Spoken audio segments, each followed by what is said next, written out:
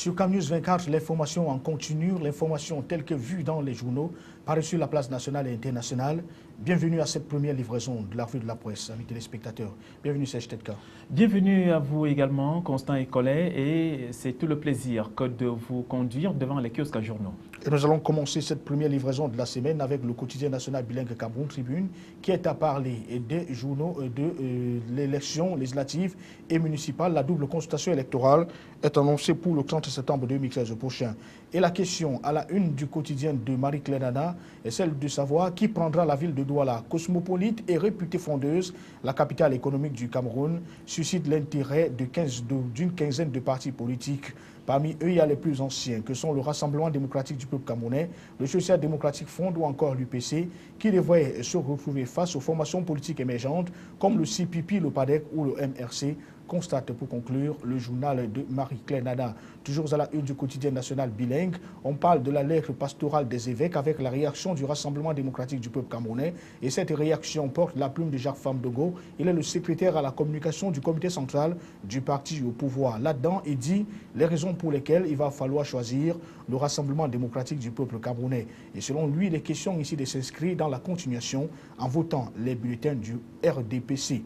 Toujours à la une de ce journal, la montée des eaux dans le département du Mayo-Danaï, c'est dans la région de l'Extrême Nord. Voilà 60 millions de francs CFA que viennent dont l'ordonnance dont venait d'être fait aux populations de cette partie du pays qui plutôt sous le poids des eaux depuis le week-end dernier. 60 millions de francs CFA, c'est donc pour voler au secours de ces derniers. À côté de cet altruisme du président de la République, constate le journal national, le quotidien national bilingue, il y a également avoir l'appui des amis du Cameroun, notamment l'UNICEF, l'Organisation mondiale de la santé et la Croix-Rouge. La suite, c'est avec vous, Serge Tetka. Eh bien, la suite, c'est avec l'œil du Sahel qui nous présente à sa grande une la lettre ouverte aux Camerounais, la 7e lettre de Marafa Hamidou Yahya.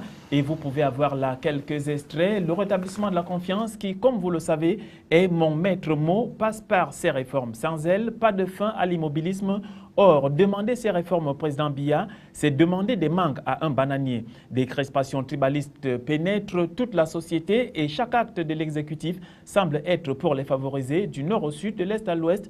En passant par le littoral, les populations ont le sentiment d'être méprisées, ignorées. Notre pays est de plus en plus une juxtaposition de régions ou d'ethnies, régression qui nous ramène des dizaines d'années en arrière. C'est un des plus grands échecs à mettre au passif du président Paul Biya. Achetez simplement ce journal et vous aurez tous les autres détails. Et dans le même document, dans le même journal, on retrouve le document « Le vrai testament d'Amadou Ahidjo » que sa fille Aminatou a tout simplement trahi. Ça, c'est le journal de Guébaï Gaïtama qui le publie ce matin dans son intégralité. La conférence de presse donnée en 1984 à Paris par l'ancien président qui était finalement mort en 1989 et dont les restes sont aujourd'hui à Dakar au Sénégal. La 7e lettre de Marafa Hamidou Yahya est encore à la une du quotidien Mutation et qui parle de l'après-Marafa. Marafa prépare déjà l'après-Biya. Peut-on lire à la une de ce journal l'appel de l'ex-Minat aux électeurs et aux candidats en lice pour le scrutin couplé de lundi prochain. L'intégralité de la correspondance, c'est à parcourir à partir des pages 2 et 3 du journal. Il ne faut plus te dire, Constant, que c'est du journal de Pius Nomeni Diao dont il est question, le messager bien sûr. Et cette fois-ci, on est dans le nord-ouest, affrontement sanglant entre le RDPC et le SDF. 4 militants de ces deux partis politiques blessés enregistrés en Cambé. C'est à retrouver en page 6. Et puis, le même journal nous parle cette fois-ci de conjoncture en nous présentant la Sosucam qui fait le chantage au gouvernement. De quoi s'agit-il?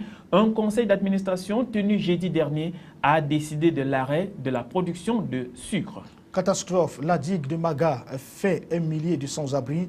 L'ouvrage de retenue du fleuve Logone a cédé sur près de 30 mètres. Constate le journal de la rue des Écoles.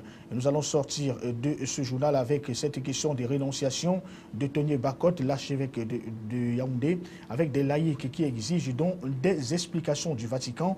La lettre des fidèles de l'archidiocèse de Yaoundé au nonce apostolique du Cameroun et en Guinée équatoriale est à découvrir à la page 11 du journal. La suite, c'est dans le quotidien Mutation Serge Tetka. Bien sûr, Constant Écolaire, quotidien Mutation, qui nous parle des municipales et législatives 2013. Marafa écrit aux Camerounais.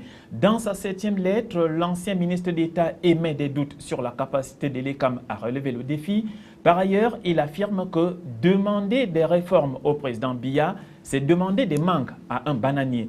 L'ex-SGPR soutient que le Cameroun n'est pas gouverné et que le pays peut basculer dans des troubles sociaux après Biya. Élection du 30 septembre 2013 encore. On en parle avec Grégoire Ona qui réagit à la lettre des évêques.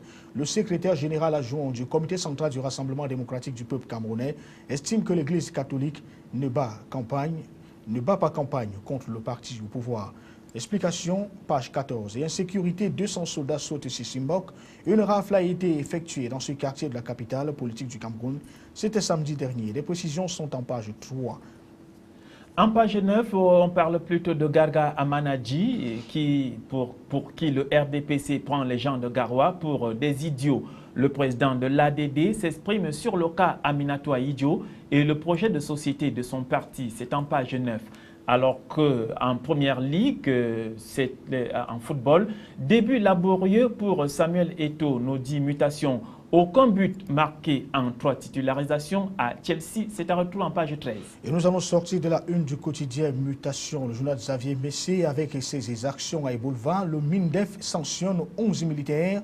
Ces soldats passeront devant le conseil de discipline dans les tout prochains jours. La suite, c'est avec vous, Serge Tetka. La suite, c'est avec la nouvelle qui nous parle de législative et de municipale 2013 et nous présente les secrets d'Aminatou Aïdjo aux hommes du Nord.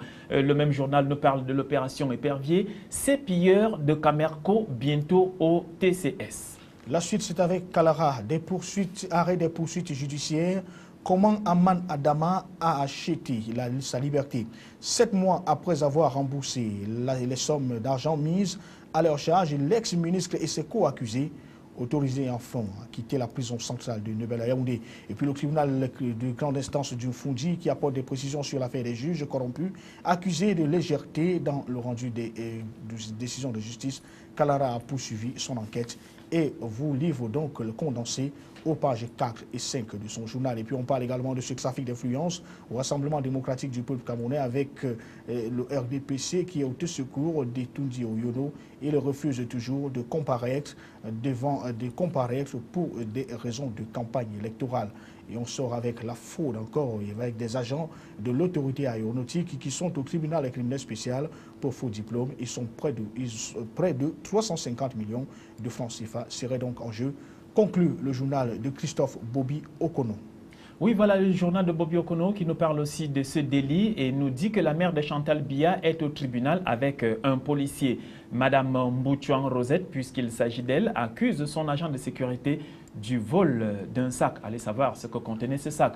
L'anecdote nous parle plutôt de ces scandales cachés des Simiméniens, les milliards de la trésorerie de Douala, indemnisation des riverains de la route Mbalmayo-Sang-Melima, l'affaire de l'achat des hélicoptères, affaire CBC, enquête et révélation exclusive. Alors, si nous restons avec l'anecdote, on parle du TCS, le tribunal criminel spécial, l'exemple nommé Aman Adama. La suite, c'est avec vous, Constant Écolaire. Et là, maintenant, on est dans les médias avec le J-Média Cameroun, avec Jeune Afrique et l'apologie d'une insurrection. C'est à découvrir dans les colonnes du journal. Nous allons sortir avec le cahier de la campagne électorale, puisque le RDPC avec Jérôme Vondo, qui est plutôt chassé de Bicoque, il y était pour le compte de la campagne en vue des législatives et municipales du parti au pouvoir.